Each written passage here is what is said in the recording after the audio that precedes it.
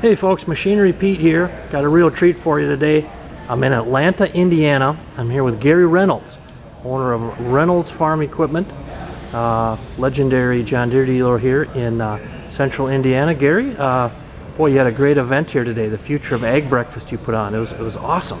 Yes, we're very pleased. Our Chief Marketing Officer really put together a nice event. I'd heard, Gary, from quite a number of sources over the years that Gary, he's innovative in terms of a dealer, and I could see that in the event today, that you kind of look at things differently. You see opportunities, and why don't you talk about your business philosophy over the years? Good. We've always had fun in our business, but we've always realized that if we're going to be the niche with a lot of our customers, we got to be the leading edge. Sometimes it works, sometimes it doesn't, but we always have to have people that's going to excel in certain positions. And when we built this building, for example, I've always thought about having our own cafe, and so that's why we have the Combine Cafe. Now, Gary, I have to tell you, I've never seen this in a dealership before, but folks, I got to pan around and show you this. And Gary, the building here in Atlanta, this is like 3 years old? Going on 3 years old, that's correct. So folks, there you go. Gary and the good folks here have the Combine Cafe right in the dealership. And what's on the menu in the Combine Cafe, Gary?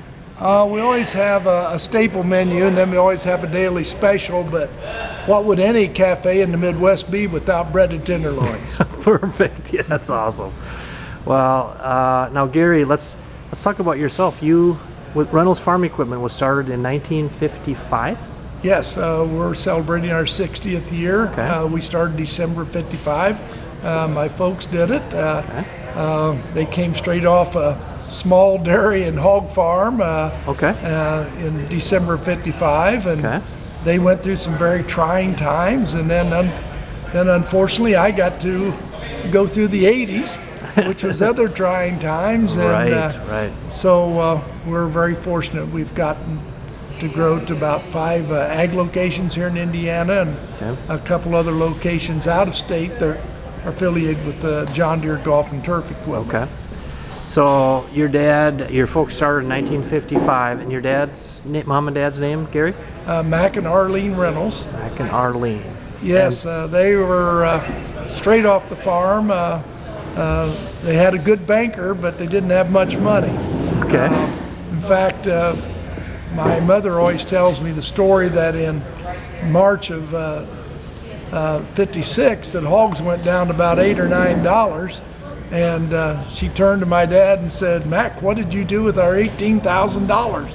That's all. That's our life savings up to then." Yep. And but they got through those times, and the rest is history. So what made your dad, do you think, want to get into the farm equipment business? He had an unusual father. My grandfather was a person that bought and sold and traded livestock, especially dairy cows. Okay. And he would travel to New York, Canada, buying Holstein cows, shipping them home, and then his kids, which my dad was the oldest of 9. Wow. Hopefully it's not too off the color story, but a young man asked my grandfather how to make money farming. He said, you got to keep everything on the farm pregnant, including your wife. And so my dad was one of 9 children, so they had plenty of help. That's awesome. So when you were like 10 or 12 years old, Gary, when the family got into it?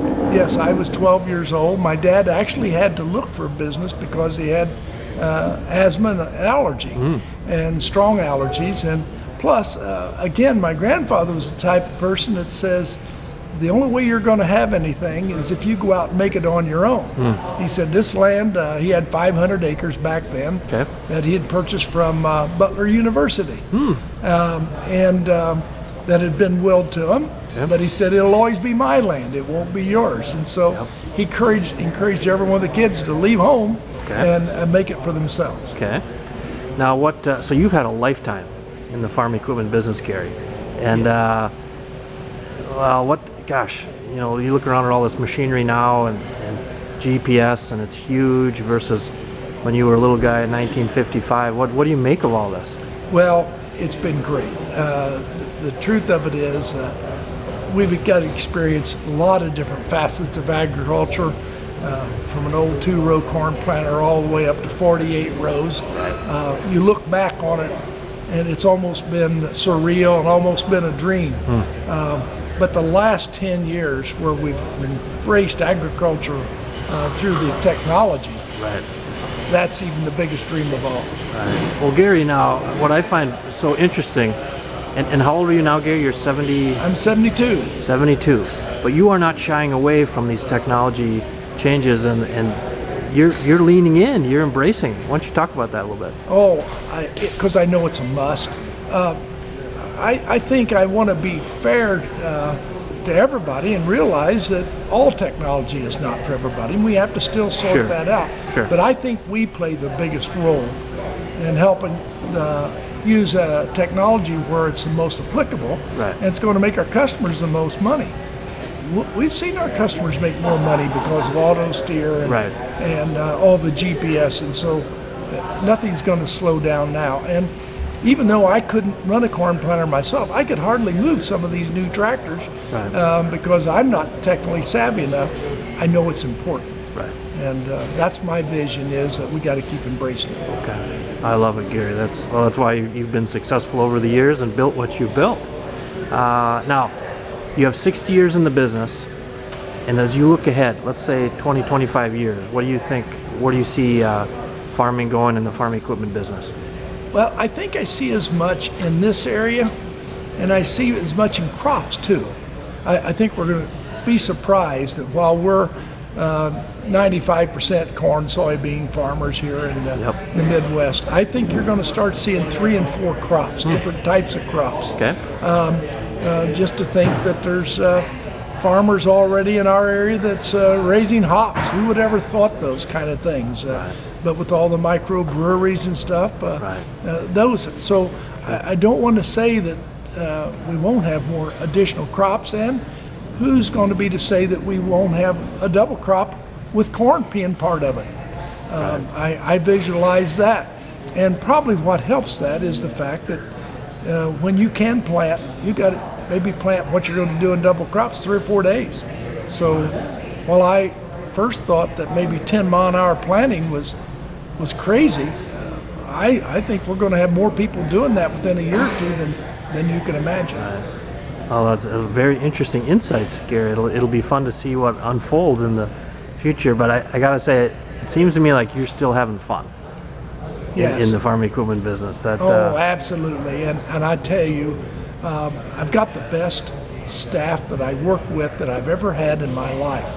I have the best technicians, the best parts people, the best salespeople, the best everything. I have people that's embraced all these special applications. I think the biggest thing is when I look at approximately 20 employees, and I tell this story only because I want the people that's the future farmers of tomorrow, those people in 4-H and FFA, to realize that 10% of our employees, that means over 20 of our employees, their jobs did not exist in our industry 10 years ago.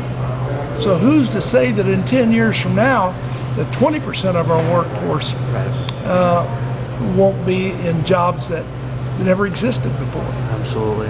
And Gary, talk about a little bit the importance of talent in terms of your employees. And I was a little intrigued by your chief marketing officer and his background, not necessarily in ag, but very dynamic person bringing some cool ideas and different approaches. And that it had to be, on the one hand, people could say that was might be a little challenging to hire someone like that, but it seems to me like that talent is key to a thriving organization. People are it. I can't say enough about the best people, and you got to go after the best ones because they're the ones that's going to make the difference. Others are just going to respond to your request.